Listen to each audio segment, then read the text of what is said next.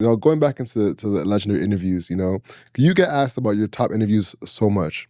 What interviews do you never get asked about? That's like, man, I wish somebody would have asked me about this. Oh, thanks. I ate Captain Crunch out of the Stanley Cup in 12 when the LA Kings. I became friends with Mike Richards, and I owe him this. And I did not earn the privilege of like interacting with the Stanley Cup because I didn't earn the right to hoist it and like celebrate with it, but we got to go to the after party, and I snuck in Captain Crunch, and I had it in like a Ziploc, and I put it into we were at this bar, and we found like, there's like, it was like cream and milk, because there's just a bar. Like, why would a bar serving Bud Lights and chicken wings have milk? But anyway, we found a little bit, and it was kind of gross because there was like cream, like 50-50, and regular milk. Put it in the cup, ate out of the Stanley Cup. So that was like, I've always wanted to eat cereal out of the Stanley Cup. And then 2 years later, at Mike Richards' home, because every hockey player gets a day with the cup, and he won it again in 14.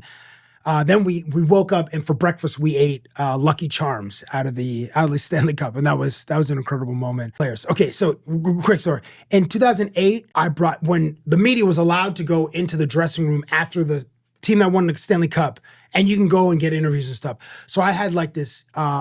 I had a yellow poncho. I had like swimming, like snorkeling goggles, and went in there and I shot a bunch of content. The next year, so that was Detroit. Detroit won in Pittsburgh, and the dressing rooms were so tiny. They were the size of like someone's bedroom in their house. It was so small. I mean, there were like 100 people in two of these rooms.